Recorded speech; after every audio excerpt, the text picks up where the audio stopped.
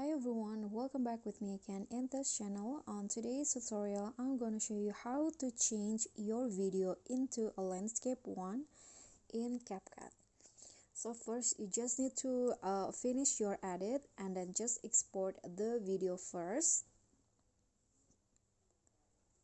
And wait for the exporting process to finish. Okay, so after it's done exporting, you can just click on done and start a new project with the video that you just saved. Okay, and head to the ratio option and change the video ratio into TikTok or Instagram format 9:16. Click on the check icon.